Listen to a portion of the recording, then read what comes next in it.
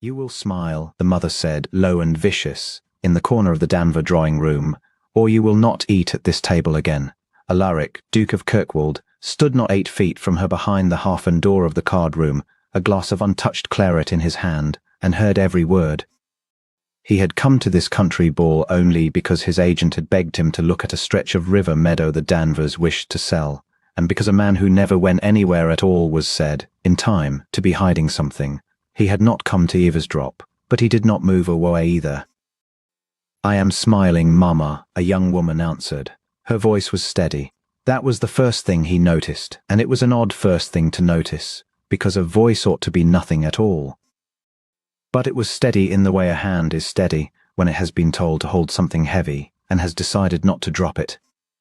Alaric shifted a half step, and through the gap of the door he saw her, a young woman in grey silk that'd been fashionable perhaps 3 seasons ago, dark hair plainly dressed, her chin level. Beside her, the mother, all feathers and heat. And across the room, framed in candlelight like a portrait somebody had paid too much for, a fair girl in white with her hand on the arm of a young man in a bottle green coat. "Sir Julian has made his choice," the mother hissed. "It is not an insult. It is a preference. And it is your own fault, Elspeth, for being so much yourself." "I have not accused anybody," Elspeth said, then looked pleased. Alaric set down his glass. He was aware of a cold, familiar tightening under his ribs, the thing that had made men in 3 counties call him the Beast of Kirkwald and cross the road when his carriage passed. He mastered it, as he always did. He had learned very young that the world would forgive a duke almost anything except a display of feeling. He walked out into the ballroom instead, and the room went quiet in patches, the way it always did, and he let it. Sir Julian Vane. That was the name he had of the master of ceremonies, offered with an eagerness that suggested the man wanted very badly to be useful to a duke. Sir Julian Vane of Marshburn, a baronet lately come into his title and rather less than had been hoped to go with it. Engaged these 2 years to the elder Miss Danver, and since Michaelmas and the arrival of the younger Miss Danver home from her aunt's house in Bath, engaged in something else entirely. "It is quite the romance," the master of ceremonies confided. "Miss Cassandra is the beauty of the county, your grace. One cannot blame him." "Cannot one," said Alaric. The man laughed. Then he looked at Alaric's face and stopped laughing. Across the room, Sir Julian bent his head to whisper to Cassandra Danver, and Cassandra Danver laughed and looked, quite deliberately, at her sister while she did it. Alaric saw that look. It was not the look of a girl carried away by feeling. It was the look of a gambler counting a pile of coins that had lately belonged to somebody else. And Elspeth Danver, standing alone by a pillar with a glass of lemonade she was not drinking, met that look and inclined her head very slightly, as one does to a passing acquaintance in the street. Alaric had faced artillery at 19. He recognized courage when he saw it, and he had never once seen it wearing grey silk at a country ball. He should have gone home. He had a horse in the stable and 40 miles of road and a house so quiet that the servants had learned to speak in the corridors only when they thought he was in the east wing. Instead he crossed the room. "Miss Danver." She turned. Her eyes were grey-green and close to extremely tired, and they went through the flinch that every face went through when it discovered whom it was addressing, and came out the other side without cowering. That was rare. That was, in his experience, unheard of. "Your Grace. They tell me your father has River Meadow to sell." "He has," she said. "He will sell it badly, and he will tell you it is the finest land in the county, and he will be lying, and he will believe himself while he does it. The drainage is poor at the north end. I would not give him above 30 an acre." There was a silence. "You are advising me against your own family's interest," Alaric said.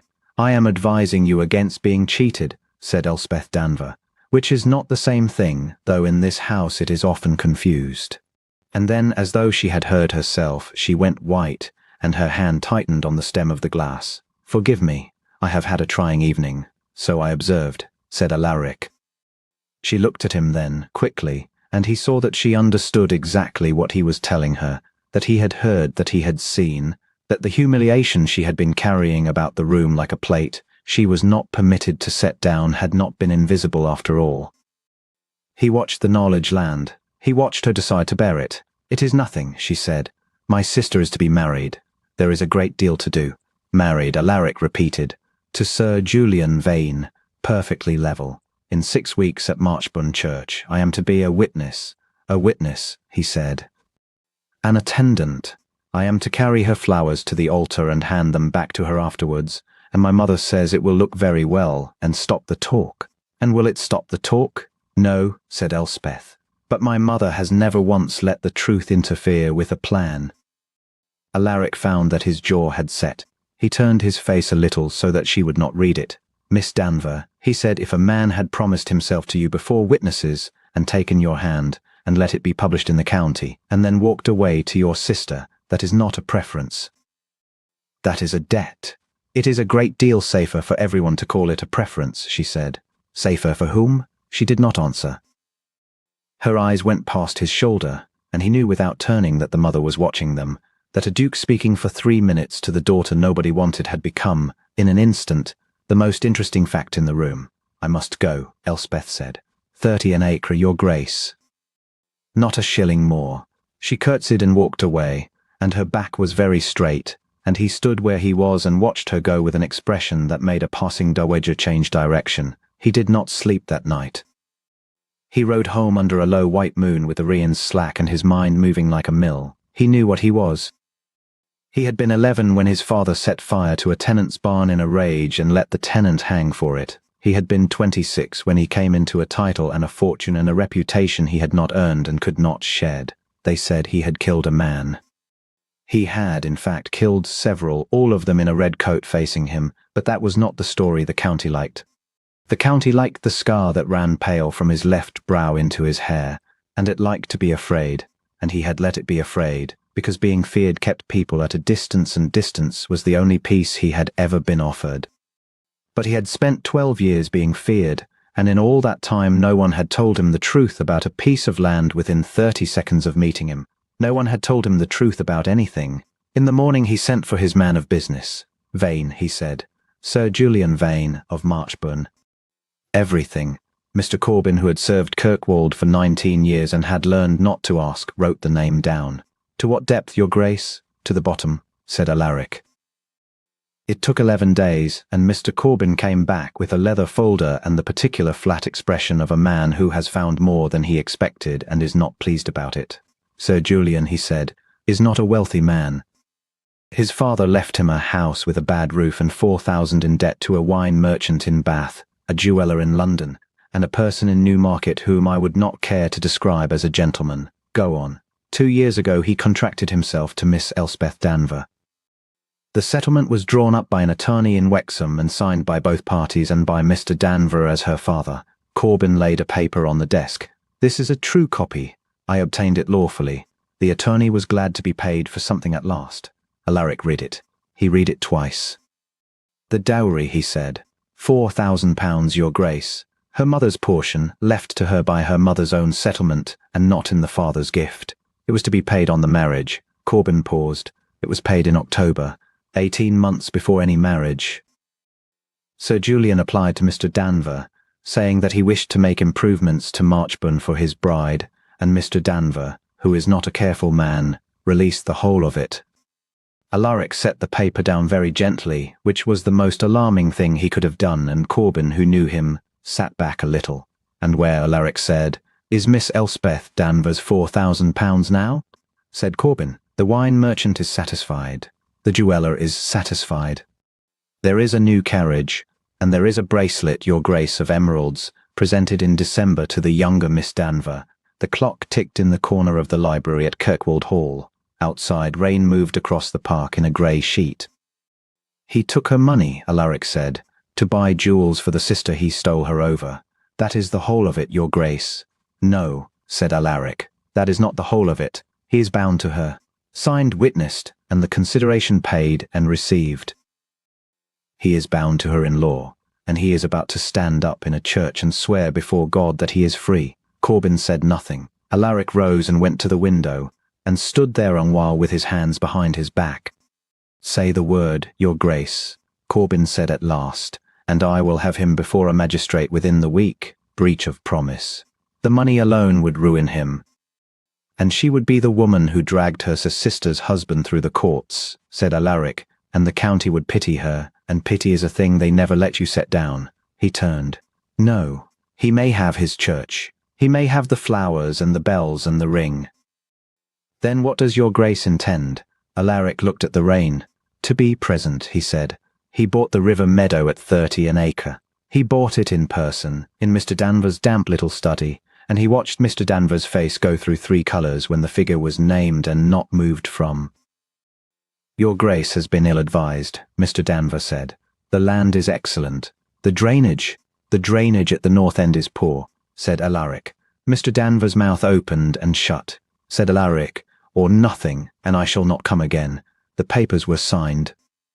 And because a duke who has bought a man's land must be asked to stay to dinner, and because a duke who has bought a man's land at half what the man hoped may be worth cultivating for other reasons, Alaric was asked to stay to dinner, and he accepted, and enjoyed watching the household discover that it did not know what to do with him. He learned a great deal at that table.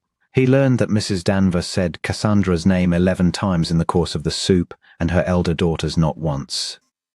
He learned that Cassandra Danvers had a laugh she used like a fan, opening it whenever the conversation turned to anyone but herself. He learned that Sir Julian Vane could not hold a man's eyes for longer than 3 seconds, and that his cuffs were very fine and his boots were not paid for. And he learned that when the bell rang and the family rose and drifted, it was Elspeth who went to see the fires banked, Elspeth who wrote the letters her mother dictated and would not sign, Elspeth who was sent to fetch the wine because a footman had been let go in the autumn and no one had thought to mention it. He came upon her in the passage with a decanter in her hands. Miss Danvers, she stopped. She did not startle. He had begun to understand that she had trained herself out of startling, the way a horse is trained out of shying, by being frightened until fear became too expensive to feel. Your grace bought the meadow. At 30. Then I have cost my father £400, she said, and I find I do not repent of it. Nor do I, said Alaric. Something moved at the edge of her mouth. It was not quite a smile. It was the ghost of one, the place where a smile would have been if she had been permitted any.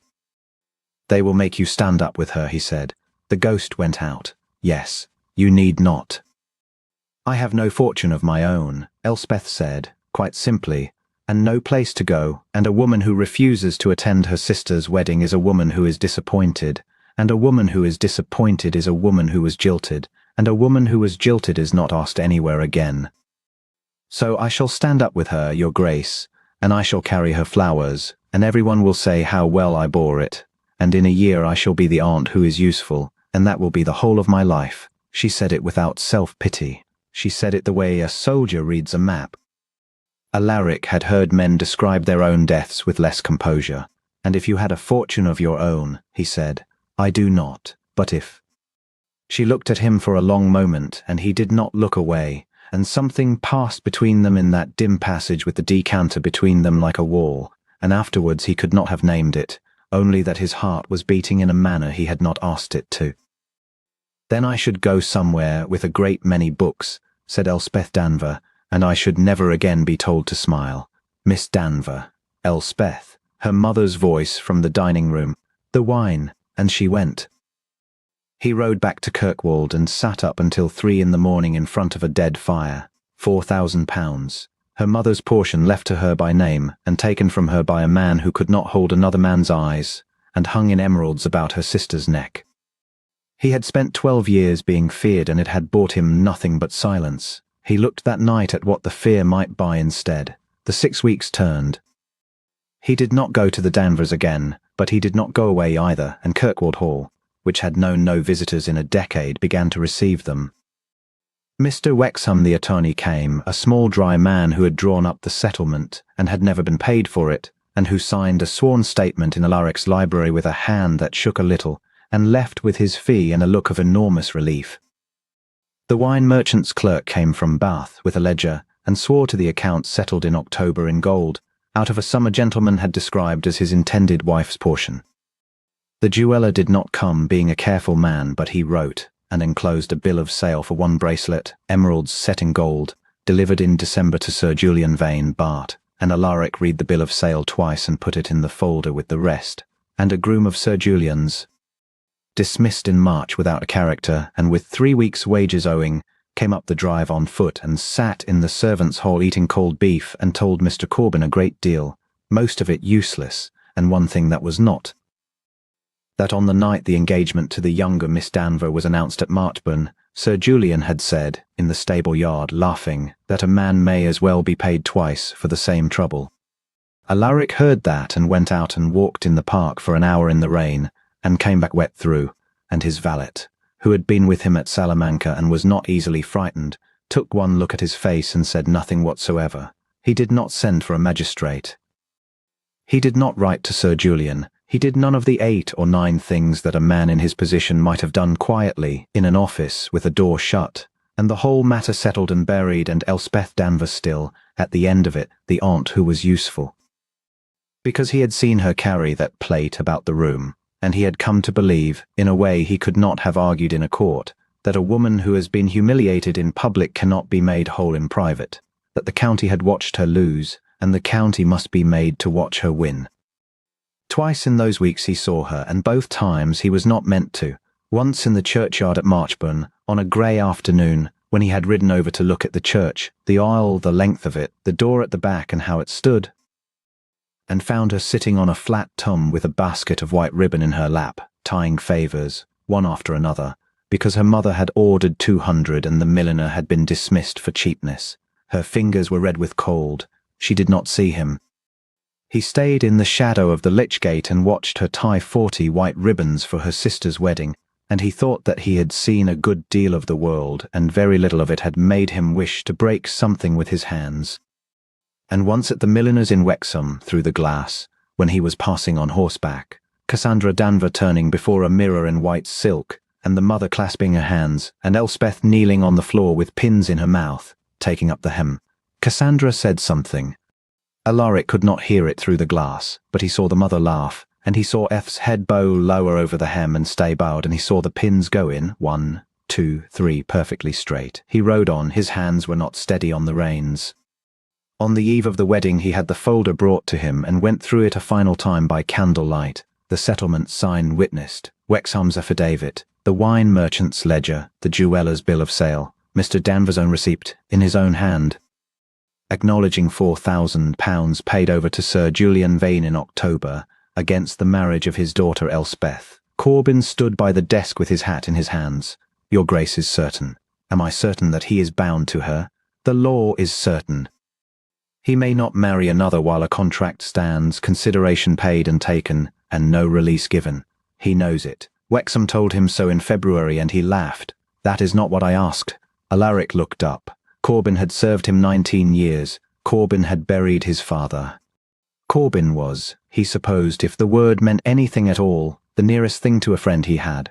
Your Grace will rise in a church, Corbin said, before the whole county, and speak against a marriage. They will say what they will say. They already say enough. They will say the beast of Kirkwald came out of his den and took a woman. Let them. And if she will not have you, the candle guttered. Then she will not have me, Alaric said, and she will still have her £4,000, and her name, and the county will have watched that man be stripped in front of it, and she may go and buy her books, and I shall not trouble her again. He closed the folder. I have not asked her because I will not have her say yes out of gratitude, and if I ask her in a room she will say yes out of gratitude, because she has nothing and I have everything, and she is too clever not to see it. So I shall ask her in the one place on earth where she may say no in front of 500 people and be free of me forever, and no one will ever again call her the one nobody wanted. Corbin was quiet a moment. That is either the finest thing I have ever heard a man say, he said, or the worst advised. It is both, said Alaric. Have the horses at 7. The morning came up clear and cold. Marchburn Church filled by 9:30, the county in its feathers, the pews packed, the whispering running up the aisle like water. Alaric came in last, alone, in black, and took the rearmost pew on the left, and the whispering stopped as if a hand had been laid over the church's mouth. He sat. He set the folder on the bench beside him. The bells rang, and Elspeth Danver came up the aisle in front of her sister, in a gown of pale grey that had been made over, with a bunch of white flowers in her hands that were not her own, and her chin level, and her eyes fixed on nothing at all. She passed him. She did not see him. And Alaric, Duke of Kirkwald, put his hand flat on the folder and waited. The parson was old and fond of his own voice, and he took the service slowly, and Alaric sat through every word of it with his hat on his knee, and his eyes on the back of a grey gown. Sir Julian stood at the altar rail in a coat of dove blue, and Cassandra beside him in white silk with a lace veil, and behind them, half a step back, Elspeth, holding her sister's flowers. "Dearly beloved," said the parson. Alaric had rehearsed nothing. He found, sitting there, that he did not need to. "I require and charge you both," the parson said, "as ye will answer at the dreadful day of judgment, when the secrets of all hearts shall be disclosed, that if either of you know any impediment why ye may not be lawfully joined together in matrimony, ye do now confess it." Sir Julian smiled. It was a small, easy, well-fed smile, and he did not look at his bride when he gave it. He looked at the congregation to see who was admiring him. "Therefore, if any man can show any just cause why they may not lawfully be joined together, let him now speak, or else hereafter forever hold his peace." The pause, the little comfortable pause in which nothing ever happens. Alaric stood up. The sound of it, one man rising, the creak of the pew, the scrape of a boot on stone, went through that church like a shot. 500 heads turned. He heard a woman gasp somewhere near the front, and then he heard nothing at all, because the silence that fell was the deepest he had ever stood in. "I can," said the Duke of Kirkwald. The parson's mouth was open. Sir Julian had gone the colour of tallow. Alaric came up the aisle. He was in no hurry. He had spent 12 years learning what a slow walk does to a room, and he used all of it. "Your Grace," the parson began. "Just cause," Alaric said, "and impediment. This man is bound already." "He is not." Mrs. Danver was on her feet in the front pew, scarlet. "There was an engagement, an understanding, nothing more, a girlish." "There was a contract," said Alaric. He set the folder on the altar rail and opened it, and the paper made a small dry sound in the enormous quiet. "A settlement, drawn by Mr. Wexhoney, of Wexham Town.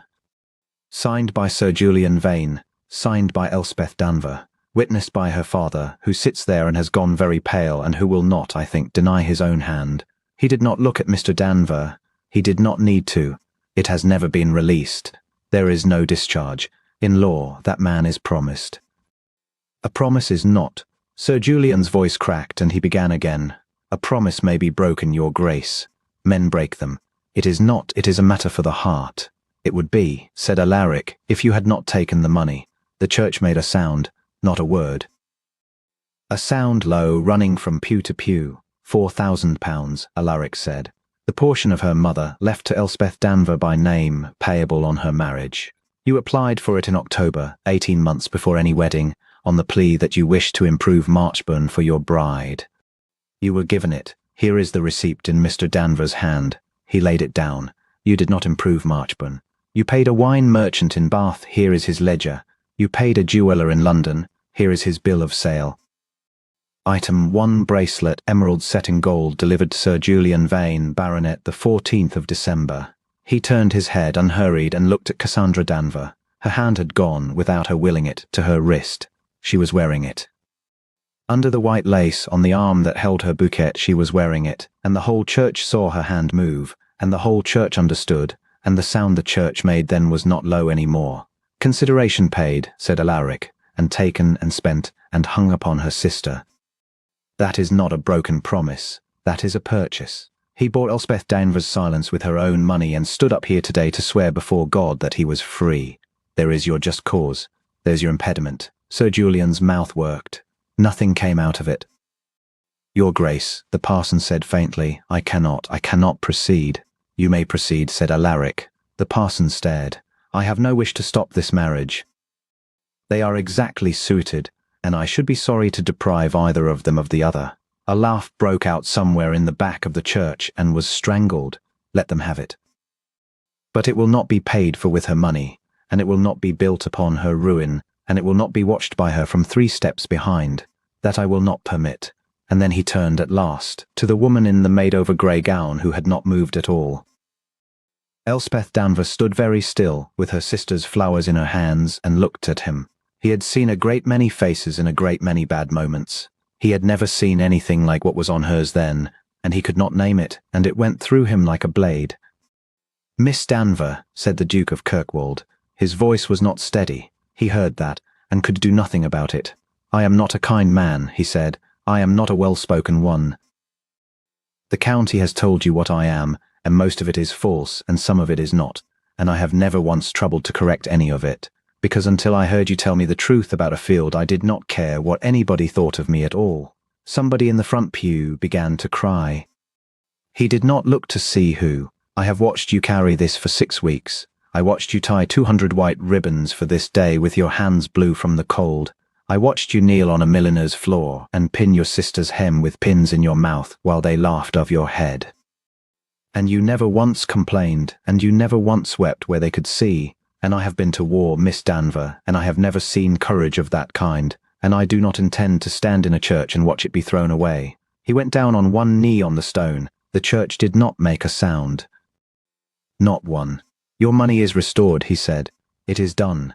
It was done a fortnight ago, and it is yours whatever you answer me, and you may take it and go where you please and buy a house full of books, and I will never trouble you again, and no man in this county will dare say one word against you, because I shall be standing behind you, and they know exactly what I am." He looked up at her. "But I would rather you did not go. Elspeth Danver, before God and this parish and every soul who watched you humbled, will you have me? Will you be my wife?" The flowers fell. He remembered that afterwards, always, not her face first, but the white flowers dropping out of her hands and lying on the cold stone between them, and her not looking at them at all. "You are asking me here," she said. Her voice shook. "In front of them, on purpose?" "Yes." "Why?" "Because they made you small in public," said Alaric, "and I will not make you great in a private room, and because here, madam, you may say no, and every one of them will see that you had the choice." There was a silence that he thought would kill him. And then Elspeth Danver, who had not wept when they took her betrothed, nor when they took her money, nor when they put her sister's flowers into her hands, began to cry, standing up straight with her chin level, and she held out her hand to him. "Then get up," she said, "Your Grace, and take me out of here." He rose. He took her hand. It was very cold, and it was shaking, and it gripped his own with a strength that astonished him. They walked down the aisle of Marchburn Church together, and the whole county stood up as they passed, and not one person spoke. Behind them, at the altar, Cassandra Danver was still holding her wrist. They were married 9 weeks later at Kirkwald, in the little chapel in the park, with 11 people present and no white ribbons whatever. He had insisted on the 9 weeks, and she had been angry with him about it, which was the first time he had ever seen her angry, and he had found himself absurdly, dangerously pleased.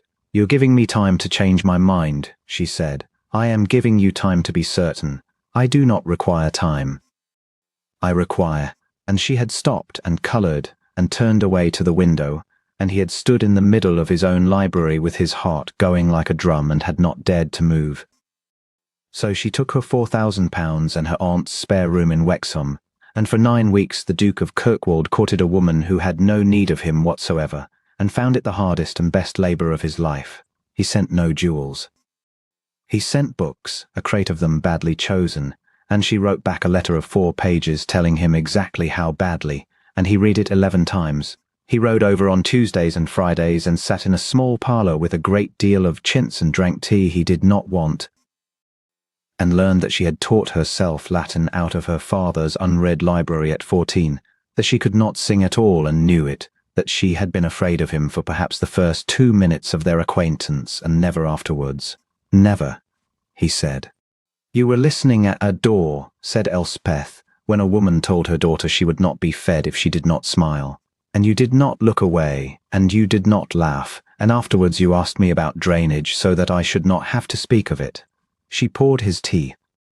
"Whatever else you are, Alaric, you are not a beast. You are only a man who has been let alone so long he has forgotten how to be looked at." He set down his cup because his hand was unsteady. "Then look at me," he said. She did. There was a clock somewhere, and a window, and a great deal of chintz, and he crossed the little room and took her face in his hands and kissed her once, and her fingers closed in the cloth of his coat as though she had been waiting a very long time to hold on to something. 9 weeks. He was never sure how he survived them. They said afterwards, in the county, that it was the strangest marriage in 3 ridings and the happiest, and both were true. He gave her the east wing for a library, and she filled it. He gave her the running of the estate school, and she doubled it. She had the mourning cloths taken off the mirrors that had hung there since his mother died, and she opened the great windows in the long gallery that had not been opened in 20 years, and Kirkwood Hall, which had been a place where servants whispered, became a place where they laughed. And he found that he could bear it, and then that he wanted it, and then that he could not remember how he had lived without it. He never once told her to smile. She smiled a great deal. Sir Julian and Lady Vane were married in the end, quietly, in another parish, and lived at Marchburn under a bad roof and were not received anywhere at all. The emerald bracelet was sold within the year. Mrs. Danver wrote to Kirkwold 11 times and was answered, each time by Mr. Corbin, with perfect courtesy and nothing else. Once, years on, a letter from her mother that Elspeth read at the breakfast table and set down without a word. "They wish to come," she said. Alaric folded his newspaper. "Do you wish them to come?" She was quiet a long while. Out in the park the frost was on the grass, and the rooks were going up out of the elms. "No," she said. "Is that very wicked? It is very sane. They will say I am proud." "You are," said Alaric. "It is my favourite thing about you." And she laughed, that laugh he had waited 6 weeks and 9 weeks and half a lifetime to hear, the one that had never once been permitted in her father's house, and came round the table, and stood behind his chair, and put her arms about his neck. And he caught her hand and held it against his heart the way a man holds the one thing he has ever been given that he did not have to take. "You rose in a church for me," she said, against his hair, in front of all of them. "I would do it again tomorrow." "I know," said Elspeth, Duchess of Kirkwold. "That is why I never once wished to be anywhere else."